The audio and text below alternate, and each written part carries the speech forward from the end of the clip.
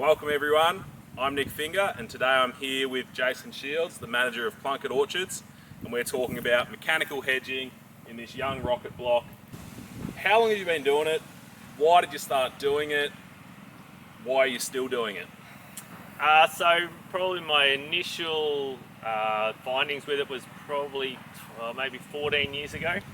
I went for a trip over to Europe and I went and seen Alberto Dorigani over in Italy, who had just sort of started playing with it. So my initial thoughts about it was we had just first got a Darwin thinner for peaches and I was all about saving labour and all that sort of stuff.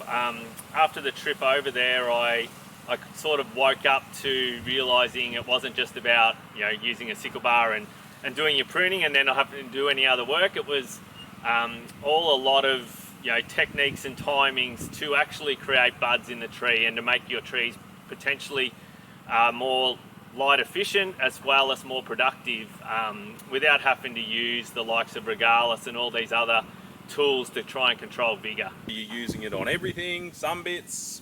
What do we see it on? So last year was the first year that we did a significant amount. In the past we had just we'd only played around with it on small areas and more with just a hand trimmer doing some trial work and that sort of stuff. But last year we pretty much all of our 3.5 metre plantings, which probably makes up about 50 to 60% of our like the spindle like this now, we used it on everything. So with you're a big user of platforms as well this year, harvesting everything from the platforms. Did the platforms drive the hedging, or have the hedgings driven the platform? I think it's just just all suits just the one system. So between whether it's you want a nice you want a small arm so that you can pick off the platforms. You can't have a big old canopy like we used to, like with 1.5 metre branches, because you can't reach into the tree without the platform hitting it. So where we did everywhere, a lot of the times it was just so we could fit tractors and platforms through blocks without hitting anymore. In other areas it's kind of, we're going for this nice pruning wall to be able to get light in, to get colour and be able to use the leaf blowers and the Darwin thinners and all these other machines that we have accessible to us, because I think they all just fit each other.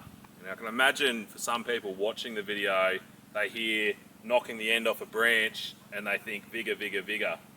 Is this an issue, or is it a timing factor? What are you doing to avoid this massive explosion of vigour that we've all come accustomed to on Pink Lady if you chop the end of a branch off? So this is where I go back 14 years ago, and when I come back from Europe, and it just blew my mind where they showed me branches that they cut that were this thick, that all they did, cut at the right time, which potentially the more vigorous is the later. All it did was shoot out darts and buds. So all of a sudden we've so we actually use this system for pruning in our Pink Ladies. Big old vigorous trees that had 3-4 Regalises, root prune, coltars, everything, and we couldn't control vigour till we just went and pruned them at the right time and they instantly shut down. And we don't, so if everyone's talking about that, we don't use any Regalis, coltar, any of these growth retardants to try and slow trees down. We just use timing of cutting, which for us, the closer you get to the longest day is the more reduction you're going to have in vigour.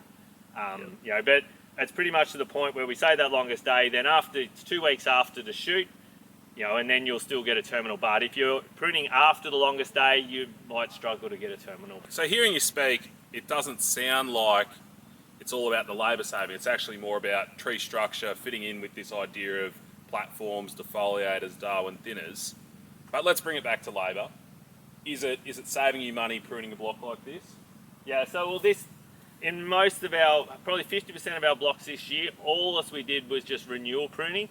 And that renewal pruning, as I said, was just each person on each level of the platform took out the worst branch out of each tree. So basically we had about 20 in each tree. So we took out one each person. So over 5 years, they're all going to be replaced. And we spent about 30 to 50 hours a hectare. And then we're touching up with the saw outside. And the saw is not perfect, but neither are most people that prune. And the good thing about the saw is you can have one person on there and they're consistent. The other thing it's a lot of pruning at the same time as thinning. So we'd really need to have as big a crew pruning as we do thinning, where we can just have one saw, one driver doing 2 or 3 blocks a day. Probably up to 7 or 8 hectares a day. So I guess, that's a good look at the hedger and what it can do.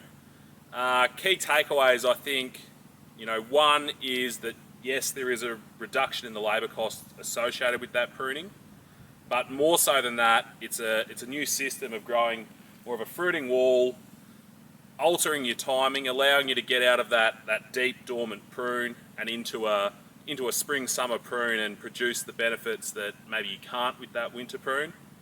And also, looking down a row, it's always nice to see that consistency. Yes, the block is still variable, but now they are more open. We can see much more of the fruit, and when it comes to pruning decisions, you can actually see what you need to do rather than water shoots off the top and just cutting those. So I guess to wrap up, thank you for your time today, Jason. It's always good to see a new machine working well and being adopted pretty heavily. Thank you.